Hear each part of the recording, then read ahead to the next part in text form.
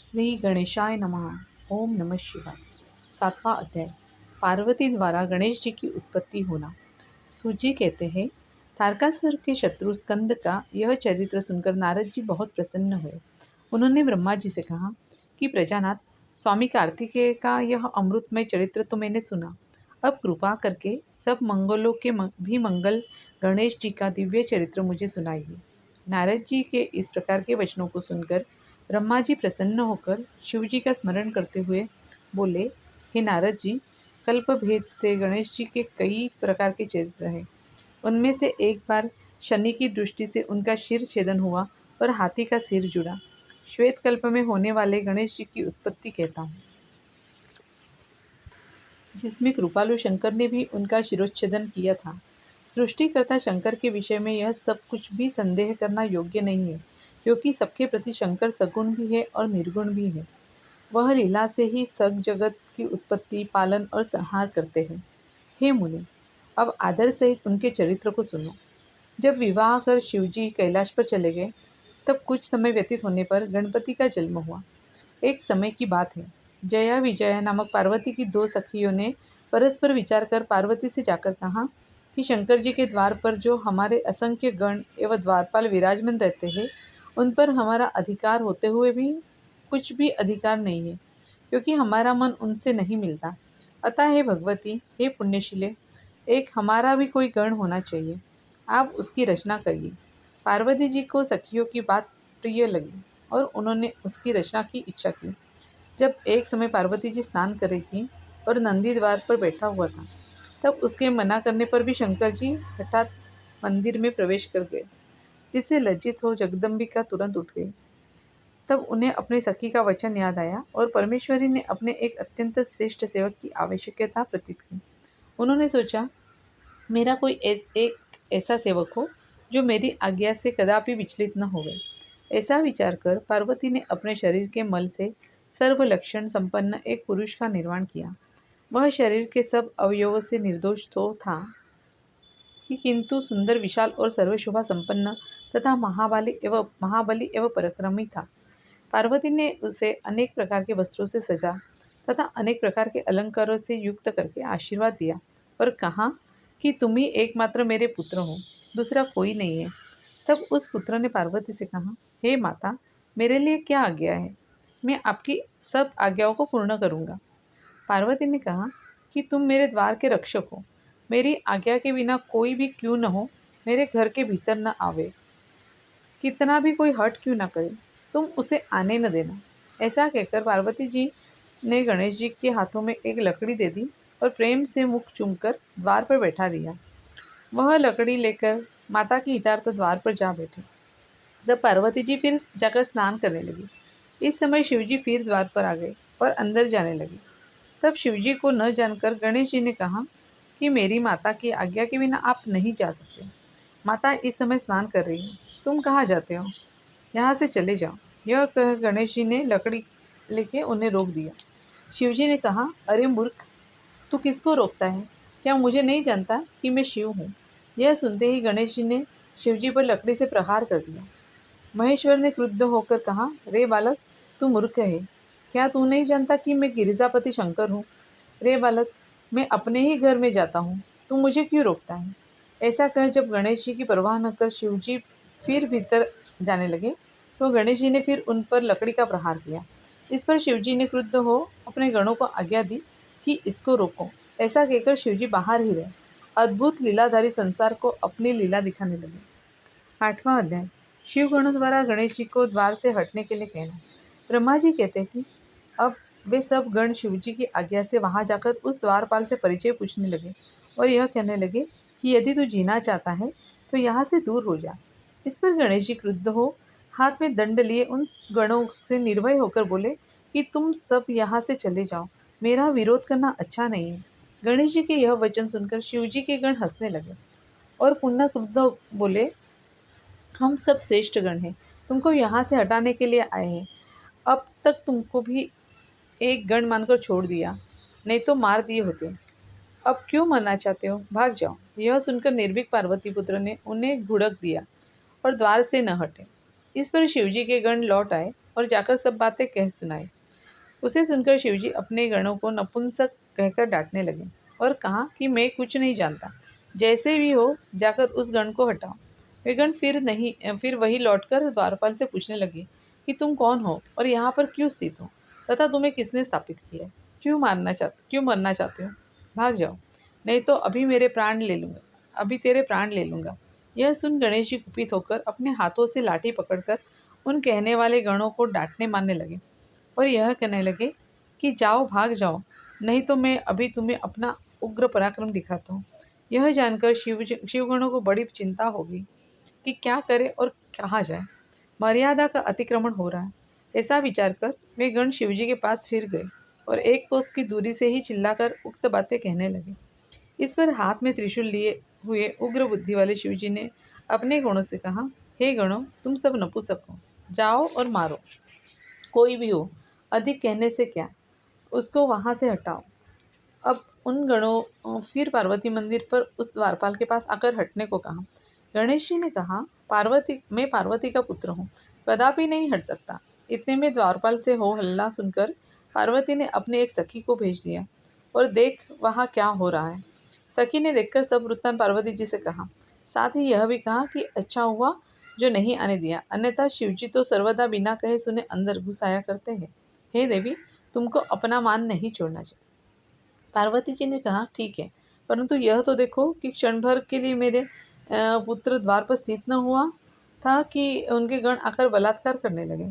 फिर मैं विनय और नम्रता को क्यों अपनाऊं?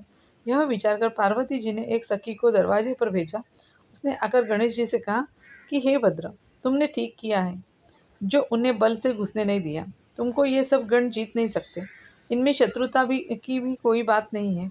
तब सखी द्वारा माता का संदेश पाकर गणेश जी बड़े प्रसन्न हुए और वह अपने कच्छ पगड़ी और जांघियों को कसकर बांध निर्भय हो उन गणों से बोले, मैं तो पार्वती का पुत्र हूँ और तुम सब शिव के गण हो। समता प्राप्त दोनों अपना कर्तव्य पालन करें। क्या एक तुम ही द्वारपाल हो, मैं नहीं? यदि तुम यहाँ स्थित हो तो मैं भी यहाँ ही स्थित रहूँगा। इस समय मैं पार्वती जी की आज्ञा से स्थित हूँ, उनकी आज्ञा का पालन करूँगा। तुम भी शिव की आज्ञा का पालन करो। यह सुन शिवजी के गण हठपूर्वक फिर मंदिर में नहीं गए। शिवजी के पास लौटकर सब वृत्तांत निवेदन किया। यह सुन शिवजी लौकिक गति का आश्रय ले अपने गणों से बोले, अच्छा तो अब युद्ध न करो, क्योंकि तुम सब हमारे गण हो और वह पार्वती का गण है, परंतु विनय करने से भी लोक में हमारी अप्रतिष्ठा होगी और सब यही कहेंगे कि शिवजी स्त्री के वश में है। इस कारण अब नीति युक्त कार्य करो। वह अकेला गण तुम सबके आगे क्या पराक्रम दिखलाएगा? पति के आगे स्त्री क्या हट करती है? यदि पार्वती हट करेगी तो अवश्य ही हट का फल पावेगी। निदान मेरी आज्ञा से तुम लोग युद्ध ही करो। ऐसा कहकर लौकिक लीला करने वाले शिवजी चुप हो गए। 9वां अध्याय, गणेश जी का युद्ध में सभी शिवगणों व देवताओं को परास्त करना। ब्रह्मा जी बोले, अब शुंभ की आज्ञा पाकर वह सब गण निर्भय होकर सजकर शिवजी के मंदिर पर आए। इधर गणेश जी भी सजे हुए तैयार थे। शिवगणों को देखकर गणेश जी ने उनसे कहा कि मैं अकेला माता जी की आज्ञा का पालन करूंगा। आज तुम सब मुझ अकेले का बल देखो। शिवजी के गणों का भी बल आज देखा जाएगा। मैंने तो पहले कभी युद्ध भी नहीं किया है, परंतु तुम तो युद्ध मर्द हो। अब तो हमारी और तुम्हारी लज्जा शिव पार्वती ही रक्षा करेंगे। ऐसा विचार अपने स्वामी की आज्ञा पालन करने के लिए मुझ अकेले से ही तुम सब युद्ध करो। मैं भी अपनी माता के लिए अकेले ही तुम सबसे युद्ध करूंगा। अब यह युद्ध कैसे होगा, यह कोई नहीं जानता और त्रिलोकी में ऐसा कोई नहीं है जो इस युद्ध को रोक सके। जब इस प्रकार गणेश जी ने उन गणों को फटकारा तो वे अनेक प्रकार के आयुध ले उन पर टूट पड़े। अकेले गणेश जी असंख्य गणों से युद्ध करने लगे, परंतु शिवजी का कोई भी गण उन्हें युद्ध में परास्त न कर सका और उन सबको मार कर भगा दिया। सैकड़ों की संख्या में वे गण पलायन करने लगे। गणेश जी लौटकर फिर द्वार पर आ खड़े हुए। नारद जी की प्रेरणा से विष्णु आदि सभी देवता शिवजी के पास गए। स्तुति कर युद्ध का वृत्तांत पूछा। शिवजी ने कहा, मेरे मंदिर के द्वार पर एक बड़ा बलवान बालक हाथ में लकड़ी लिए उपस्थित है। जो घर में जाता है वह उसे जाने नहीं देता है। यदि ब्रह्मा चाहे तो वह वहाँ जाकर इस क्लेश को दूर करे। यह सुनकर शिवजी की माया से मोहित में ब्रह्मा कुछ ऋषियों को साथ लेकर उस बालक के पास आया। मुझे आज देख बालक गणेश क्रोधावश दौड़कर मेरी दाढ़ी मूछ नोचने लगे। तब मैंने कहा, हे देव, क्षमा करो, क्षमा करो। मैं युद्ध करने के लिए नहीं आया हूँ, मैं ब्रह्मा हूँ। मेरे ऊपर कृपा करो, मैं शांति स्थापित करने आया हूँ। मैं ऐसा कह ही रहा था कि बालक गणेश ने परीख उठा लिया। मैं वहाँ से भाग चला। उसने मेरे सब साथियों को परीख से ताड़ित कर दिया। फिर तो मैंने शिवजी के पास आकर अब समाचार कह सुनाए। उसे सुन लीला विशारद शंकर जी को बड़ा क्रोध हुआ। उन्होंने इंद्रादिक देवताओं और अपने भूत बैतालादि को गणों को गणेश जी से युद्ध करने की आज्ञा दे दी। त्रिलोक में हाहाकार मच गया। उस समय में ही ब्रह्मांड के क्षय होने का समय आ गया। लोग चिंता करने लगे, परंतु कार्तिकेय आदि वीरों सहित शिवजी के सब गणों का प्रयास व्यर्थ हो गया। अकेले बालक गणेश ने मार मार कर सबके छक्के छुड़ा दिए। एक ही बालक ने शिवजी की समस्त सेना को विचलित कर दिया। एक एक ने ही सब इंद्रादिक देवताओं को युद्ध से विरत कर दिया, परंतु महाबली कार्तिकेय अब तक भी उस स्थान पर स्थित ही रहे। शेष सभी शिवजी के पास भाग गए। तब शिवजी से सारा वृत्तांत सुनाया। परम कुपित रुद्र स्वयं ही वहां गए और चक्राधारी विष्णु की सारी सेना भी उनके पीछे चली। मार्ग में नारद जी ने मिलकर शिवजी से कह दिया कि जैसे भी हो शिवगणों की मर्यादा रखिए। 10वां अध्याय, गणेश जी और शिवजी का युद्ध। ब्रह्मा जी बोले, हे नारद, तुम्हारे वचनों का ध्यान कर शिवजी उस बालक से युद्ध करने आए। सभी देवता और विष्णु जी तक उनसे युद्ध करने लगे। सबके भयानक अस्त्र चलने लगे। शिवजी भी चिरकाल तक उस बालक से युद्ध करते रहे। बालक ने विकराल रूप कर लिया। शिवजी आश्चर्य करने लगे। विष्णु जी ने कहा, इसे मोहित कर परास्त करूंगा, क्योंकि यह तमोगुण वाला बालक बड़ा ही दुर्गम है। शिवजी की माया से विष्णु जी मोहित हो गए। गणेश जी ने उन पर परीख का प्रहार किया। यह देखकर शिवजी को और भी क्रोध आया। वह हाथ में त्रिशूल उठा उस बालक को मारने चले। तब शिवजी को इस रूप में अपनी ओर आते देख गणेश जी ने मन ही मन अपनी माता का ध्यान किया और अपनी शक्ति उठा शंकर जी के हाथों पर प्रहार किया। उस समय गणेश जी की शक्ति महादेव जी से भी बड़ी हुई थी।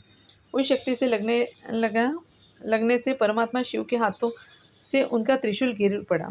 तब त्रिशूल के गिरते ही शंकर जी ने पिनाक उठाया, परंतु गणेश जी ने एक परीख मारकर उनका पिनाक भी पृथ्वी पर गिरा दिया। फिर हाथ में त्रिशूल उठा गणेश जी ने शंकर जी के पांचों हाथों में मारकर उन्हें व्यर्थ कर दिया। शिवजी ने कहा, वाह, जब मेरी यह दशा है तो मेरे गण की तो क्या दशा होगी। फिर तो इसी समय शक्ति के दिए बल से युक्त वीर गणेश जी ने परीख उठा शिवजी के सर्व गणों और सब देवताओं को भी ताड़ित कर दिया। परीख से व्याकुल हुए वे वो देवता और गण दूर भाग गए। विष्णु जी उस महाबली गण को देखकर कहने लगे कि इसको धन्य है। हमने बहुत से देव और दानव, दैत्य, यक्ष, गंधर्व और राक्षस देखे हैं, पर इस गणेश्वर की समता को कोई नहीं पा सकता। विष्णु जी ऐसा कह ही रहे थे कि पार्वती पुत्र गणेश जी ने उन पर भी अपना परीख का प्रहार कर दिया। तब विष्णु जी ने शिवजी के चरण कमलों का ध्यान कर चक्र उठा उस परीख के टुकड़े टुकड़े कर दिए। गणेश जी उसी खंडित परीख से विष्णु जी को फिर मारने लगे, परंतु गरुड़ जी उनके सभी प्रहारों को व्यर्थ कर देते थे। इस प्रकार विष्णु और गणेश जी का युद्ध करते बहुत समय बीत गया। इस बीच गणेश जी ने विष्णु को मार मार कर मूर्छित भी बना दिया था। फिर भी विष्णु जी उठ उठकर पार्वती पुत्र के साथ युद्ध करते रहे। यह देख शिवजी को बड़ा क्रोध आया और उन्होंने त्रिशूल उठा शीघ्र ही बालक का सिर काट दिया। देवता और गणों की सेना निश्चिंत हो गई। हे नारद, उसी समय तुमने जाकर वह सब बातें उमा देवी से कह दी और यह भी कह दिया कि तुम अपना मान किसी प्रकार भी न त्यागना। हे कलह प्रिय नारद, ऐसा कहकर तुम तुरंत ही अंतर्ध्यान हो गए और यह सुनकर महादेवी पार्वती जी शिवजी के पास आ गई। 11वां अध्याय, शिवजी द्वारा गणेश जी को पुनर्जीवित करना। नारद जी बोले, हे ब्रह्मन, तब इस वृत्तांत को सुनकर महादेवी ने क्या किया, कृपा कर मुझसे इस समस्त बात कथा सुनाइए। ब्रह्मा जी बोले, हे मुनीश्वर, गणेश जी के शिरोच्छेदन से शिवजी के गण तालियां बजाकर महोत्सव करने लगे। इधर पार्वती जी को बड़ा क्रोध आया। वह बोली, हाय, मैं क्या करूं, कहाँ जाऊं। हाँ, मुझे बड़ा दुख प्राप्त हुआ। सब देवताओं और गणों ने मेरे पुत्र का संहार कर दिया। अब मैं भी सबका नाश या प्रलय करूंगी। इस प्रकार दुखी होकर पार्वती ने 100,000 शक्तियों की रचना कर डाली। तब वे निर्मित शक्ति या जगदम्बा को प्रणाम करने लगी। हे माता, क्या आज्ञा है। देवी ने कहा, तुम लोग मेरी आज्ञा से देव सेना में जाकर उनका नाश कर डालो। देवता, राक्षस, ऋषि और अपने पराये जो भी मिले उन्हें हट से भक्षण कर जाओ। पार्वती की आज्ञा से वह सब शक्तियाँ क्रोध में तत्पर हो सब देवताओं का भक्षण करने लगी। जहाँ देखो वहाँ शक्तियाँ ही शक्तियाँ दिखलाती देती थी तथा देवताओं को अपने हाथ से पकड़ पकड़ कर मुख में डाल देती थी। उनके इस कर्म को देखकर ब्रह्मा, विष्णु, महेश और इंद्रादिक सभी देवताओं को अपने जीवन की कोई आशा न रही। तब वे कहने लगे, क्या देवी, अकाल ही प्रलय कर डालोगी। तब इस दुरूह वर्तमान उत्पन्न हुई परिस्थिति में क्या उपाय किया जाए, ऐसा देवता तथा विष्णु ब्रह्मा सहित विचार करने लगे। तब सब एक मत होकर उच्च स्वर से विचार कर कहने लगे कि अगर जगत जननी गिरिजा जी को प्रसन्न कर लिया जाए तब तो हम सबका जीवन सुरक्षित हो, कार्य सिद्धि को प्राप्त होगा। लौकिकी दुख प्रकट करते हुए शंकर भगवान भी दुखित हो उदास की मुद्रा धारण कर आपको सबको अपनी माया से भ्रमित करने लगे। परंतु इस समय सभी देवता शक्तियों के आतंक से निष्प्राण से हो रहे थे। क्रोधमयी शिवा के मंदिर में जाने का देवताओं का साहस नहीं हो रहा था। हिमालय पुत्री पार्वती ने महाप्रकाशित तेज सभी को संतप्त कर रहा था। सारे देवगण भयभीत हो दूर ही दूर खड़े थे। उसी समय वहां पर परम परम दिव्य श्री नारद जी आए। वहां आकर उत्पन्न हुई इस विषम परिस्थिति को देखकर उन्होंने पहले ब्रह्मा विष्णु और शंकर जी को प्रणाम कर विचार करने लगे। सब देवताओं ने मिलकर कहा कि हे नारद जी, तुम अग्रणी बनकर शिवा के पास चलने को तैयार हो जाओ। तब नारद जी ने देवताओं के इस प्रस्ताव को लोकहित के लिए स्वीकृति प्रदान कर दी। तब सब देवता नारद जी सहित शिवा के मंदिर पर जा पहुंचे और वहां पर अनेक स्तोत्रों द्वारा उनकी स्तुति करने लगे। उसे सुन पार्वती ने कुछ भी न कहा और क्रोध दृष्टि से उनकी ओर देखती रही। तब ऋषियों ने कहा, देवी जगत जननी, हमारे अपराध को क्षमा करें। इस समय संहार होना चाहता है। हे अंबिके, तुम्हारे स्वामी भी यहाँ उपस्थित है, उनकी ओर तो देखो। साथ ही हम ब्रह्मा विष्णु आदि सभी देवता तथा आपकी समस्त प्रजा आपके सामने क्षमा की इच्छा के लिए हाथ जोड़कर बड़े हैं। हे भगवती, अब इन सबका अपराध क्षमा करो। हम सब व्याकुल हैं, हमें शांति प्रदान कीजिए। जब इस प्रकार कहते हुए सब देवता बड़े दीनता और व्याकुलता से हाथ जोड़े हुए उन चंडिका के समक्ष खड़े हो गए, तब वह भगवती करुणा करके उन देवताओं से इस प्रकार बोली, यदि मेरा पुत्र जी जाए तो तुम सबके बीच में पूजनीय हो जाए तो यह संहार नहीं होगा, अन्यथा शांति नहीं होगी। भगवती के ऐसा कहने पर सब देवताओं ने शिवजी से इसके लिए प्रार्थना की। शिवजी ने कहा, ठीक है, हम लोगों को वही करना चाहिए जिसमें सब लोगों का मंगल होवे। अच्छा, तो अब तुम लोग यहाँ से उत्तर दिशा में चले जाओ और जो पहले मिले उसका सिर काटकर गणेश जी के धड़ में जोड़ दो, तो यह जीवित हो जाएंगे। यह सुनकर सब देवता गणेश जी को लेकर उत्तर दिशा की ओर गए तो प्रथम उनको एक दांत वाला हाथी मिला। उन्होंने उसका सिर काटकर गणेश जी के शरीर से जोड़ दिया। फिर उन्हें अच्छी तरह धोकर उनकी पूजा की तथा विष्णु से कहा कि अब जैसा उचित हो वह सब कृत्य आप कीजिए। विष्णु जी ने वेद मंत्रों के योग से अभिमंत्रित कर शिवजी का ध्यान कर गणेश जी पर जल छिड़का। जल के छिड़कते ही वह बालक शिवजी की इच्छा से जाग उठा।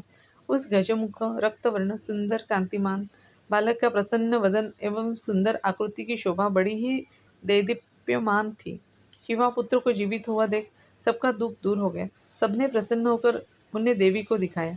पार्वती अपने पुत्र को जीवित हुआ देख प्रसन्न हो गई। 12वां अध्याय। गणेश जी को सभी देवताओं द्वारा पूज्य मानना, उनकी पूजा करना। नारद जी बोले, हे ब्रजेश्वर, गिरजा पुत्र के जीवित होने के बाद क्या हुआ, कृपा कर वह कथा सुनाइए। ब्रह्मा जी बोले, हे मुनीश्वर, जब देवी ने देखा कि मेरा पुत्र जीवित हो गया तो वह बहुत प्रसन्न हुई और दोनों भुजाओं से पकड़कर उनका आलिंगन करने लगी। अनेक प्रकार के आभूषण और वस्त्र पहनाइए। सबने उनकी पूजा की और देवी ने अपने बालक का मुख चूमकर बहुत से वर दिए तथा यह कहा कि हे पुत्र, तुम्हारे मस्तक पर जो यह सिंदूरी रंग सी आभा है, इस कारण मनुष्य पुष्प चंदन आदि सहित तुम्हारे सिंदूर से पूजा करेंगे। तुमको सब सिद्धियां प्राप्त हो और तुम्हारी पूजा करेंगे। भक्तिपूर्वक पार्वती जी के समीप गए और महेश्वरी के उस पुत्र को तीनों लोक के सुखार्थ शिवजी की गोद में बिठाए। शिवजी ने अपने कर कमलों को उसके सिर पर हाथ फेर कर कहा, यह मेरा दूसरा पुत्र है। गणेश जी ने उठकर शिवजी को प्रणाम किया तथा सब देवताओं को प्रणाम करते हुए उनसे अपने अपराध की क्षमा मांगी। त्रिदेवों ने वर दिया, सबका पूज्य और गणनाथ कहा। तब से गणेश जी विघ्नहर्ता और सर्व काम फलदायक हुए। साथ ही त्रिदेवों ने यह भी कहा कि पहले मनुष्य इनकी पूजा करेंगे, फिर हमारी। तदनंतर पहले शिवजी ने सभी मांगलिक वस्तु मंगाकर गणेश जी की पूजा की, फिर विष्णु जी ने, फिर मुझे ब्रह्मा ने, फिर पार्वती ने तथा इसके पीछे अन्य सभी देवताओं ने बड़े आदर से इनकी पूजा की। फिर सर्व देवताओं ने एक स्वर से गणेश जी को सर्वाध्यक्ष कहकर अनेकों वर दिए। हे मुनीश्वर, इस समय पार्वती को जो प्रसन्नता हुई वह मेरे चारों मुखों से भी नहीं कही जा सकती। देवताओं की धुंधु भी बजने लगी, अप्सराएं नृत्य करने लगी तथा आकाश में फूलों की वर्षा हुई। गणेश जी के प्रतिष्ठित होते ही जगत में स्वस्थता प्राप्त हो गई और बड़ा महोत्सव हुआ। सबका दुख दूर हो गया। विशेषकर शिव को बड़ी प्रसन्नता हुई। सब देवता शिवजी, पार्वती और गणेश की बारंबार प्रशंसा करते हुए अपने स्थान पर गए। पार्वती जी क्रोधहीन हो गई और भगवान शिव जी पूर्ववत उनके समीप जा बैठे।